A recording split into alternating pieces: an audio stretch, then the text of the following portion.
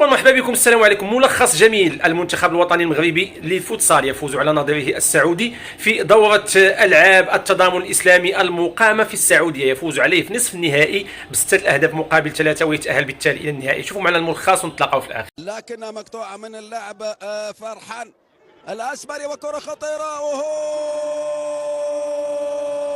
المنتخب المغربي الهدف الأول في غفلة دفاعية، وفرحة الجمهور المغربي، فرحة وغفلة دفاعية يستغلها المنتخب المغربي، عدم تراجع المنتخب السعودي.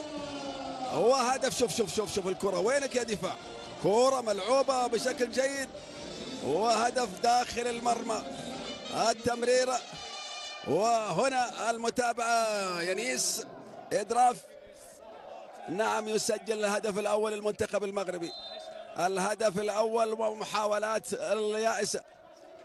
هنا محاولة وكرة مقطوعة أيضا. كثرة الأخطاء. نعم، الشوط الثاني العقيلي التمريرات مرة أخرى، لكن لاحظ الكرات والدفاعات. ضغط المنتخب السعودي في اللحظات الماضية الآن يحاول التعديل. نعم، المنتخب السعودي بعد الهدف اللي تسجل عليه حاول، لكن حتى الآن لم يكتب له النجاح. هجمات خطيرة كانت للمنتخب السعودي، ومحاولة مرة أخرى، وهنا إيهاب. الله إيهاب، يا إيهاب المنتخب السعودي. هدف التعادل. نعم، إيهاب السعيد ينجح هدف التعادل، وفرحة كبيرة. نعم، حاول المنتخب السعودي 3-4 كرات على التوالي، ينجح بشكل رائع جدا. وهنا إيهاب يسدد في المرمى. نعم، وهدف داخل المرمى، وبالتالي هدف التعادل. وهنا الفرحة أيضا لجماهير المتابعين للمنتخب السعودي. ما فيها شيء الحكم. المنتخب السعودي حالة الهجوم، وكرة ملعوبة، كرة خطيرة. إيهاب، يا إيهاب. الله، ضاعت عليك. كرة كادت تسجل الهدف الثاني معاذ محمد، لكن شوف الكرة حنشوفها مرة ثانية. كرة ملعوبة لكنها بعيدة تصل إلى حمود المنتخب السعودي. كرة مقطوعة، تعود الآن المنتخب المغربي. كرة خطيرة، لكن مرة ثانية المنتخب المغربي حالة الهجوم.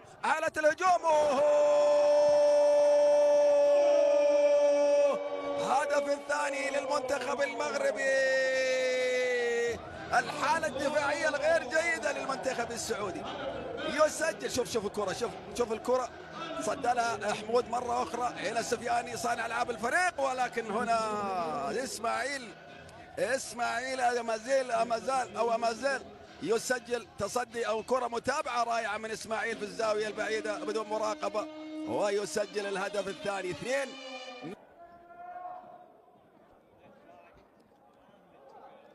كرة الآن المنتخب السعودي حاول أفضل مبارياته في هذه البطولة. هنا الآن الهجوم للمنتخب السعودي، كرة مقطوعة. خلاص قلناها، سيدفع الثمن غاليا. نعم، المنتخب السعودي بدون حارس مرمى سيدفع الثمن. ونعم، وفرحة كبيرة للمنتخب المغربي. المباراة الصعبة على المنتخب السعودي الآن، الفارق إلى هدفين. إلى وين؟ في كرت أحمر. كرة خطرة.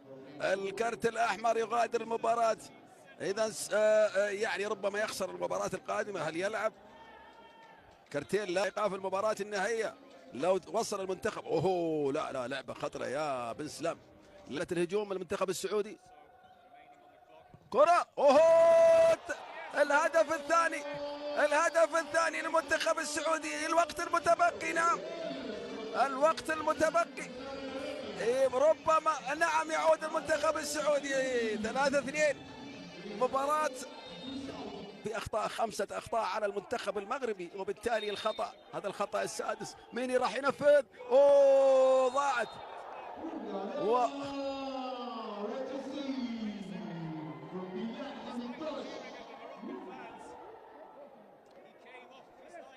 في خطأ إعادة أيضا.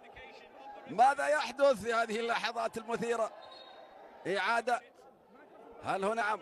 شوف تقدم كثير عن الخطأ عن المكان. واضح عدا. من يبي ينفذ الآن؟ الله الآن مين غير؟ الأمور صعبة. نعم آخر الوقت وستة أخطاء على المنتخب المغربي. شوف هنا عاد إلى نواف. هدف التعادل نواف. الله يا نواف. هدف التعادل نواف مبارك ينجح. نعم هذا المنتخب السعودي يعود من بعيد. نعم 3-1 الآن يتعادل 3-3 في الوقت المتبقي آخر دقيقة 11 ثانية. المنتخب المغربي حالة الهجوم نعم نفس الحالة، يلعب بدون حارس مرمى، يلعب بزيادة عدد في الهجوم من أجل إرباك الدفاعات للمنتخب الإسماعيلي. ما زال هو اللاعب بديل حارس المرمى. كرة ملعوبة خطيرة. كرة خطيرة. المنتخب المغربي يحاول خلخلة الدفاع واختراق الدفاع. وهنا السفياني مرة أخرى إلى بلال يمرر. الهدف. نعم هدف للمنتخب المغربي. الهدف الرابع في الوقت الإضافي الثاني. المنتخب شوف الكرات قلنا لهم، شوف الاستغلال الجيد. نعم الاستغلال الجيد بدون مراقبة اللاعبين. وهنا تدخل اللاعب سفياني الشروي هو اللاعب. خلاص ما عنده شيء يخسر المنتخب السعودي المغربي. ولا مرة أخرى المنتخب المغربي والمنتخب السعودي هجمة مرتدة الآن. المنتخب المغربي الهدف الخامس. كرة إلى خارج الملعب كاد أن ينهي الأمور. اللاعب هذا هو اللاعب الإسماعيل أمازال كاد ينهي الأمور ويوقع على وصول المنتخب المغربي إلى المباراة النهائية، لكن لا زال الوقت مبكر، آخر دقيقتين تقريبا وشوية.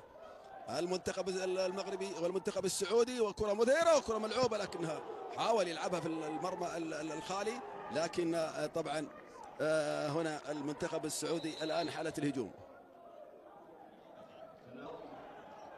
كرة الآن المنتخب السعودي تمريرة، لكن كرة مقطوعة خلاص. هذا الهدف والقائم العارضة تنقذ الموقف أيضا للمرة الثالثة في هذا الشوط. العارضة تنقذ الموقف المنتخب السعودي. المنتخب شوف الكرة من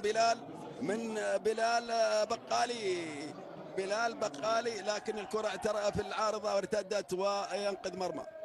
تنقذ المنتخب السعودي. كرة من جديد، كرة إلى خارج الملعب. الهدف الخامس خلاص. نعم خلاص انتهت الأمور. المنتخب المغربي نعم المنتخب في الهجمة قلنا له دفع. نعم خلاص آخر دقيقة وشوي، آخر دقيقة و40 أو 50 ثانية. فرحة كبيرة للمنتخب المغربي. وهنا إدريس الثاني يسجل تمريرة رائعة وهدف رائع أيضا للهجمات المرتدة الناجحة للمنتخب المغربي. وهنا فرحة أيضا للمتابع وفي المدرج للمنتخب، وهذه فرحة كبيرة، فرحة الهدف الخامس. خلاص إلى نواف مبارك. كرة مقطوعة نواف. خلاص الهدف السادس. نعم خلاص انتهت المستة. هدف كرة مقطوعة. ألف مبروك للمنتخب المغربي، حظ أوفر للمنتخب السعودي في الوقت الإضافي الثاني. يتقدم المنتخب. طبعا هذه حلاوة الكرة، لأنه شوف الكرة يعني تدفع الثمن إن لم يعني تستطيع التمرير بشكل دقيق. شوف صعبة. خلاص انت هذه اللعب بالمحاولة. كرة مقطوعة إلى خارج الملعب. 4 ثواني. كرة إلى خارج الملعب انتهت. ألف مبروك. أطلق الميقاتي صافرة معلن عن نهاية المباراة بفوز مستحق أيضا للمنتخب المغربي. ألف مبروك.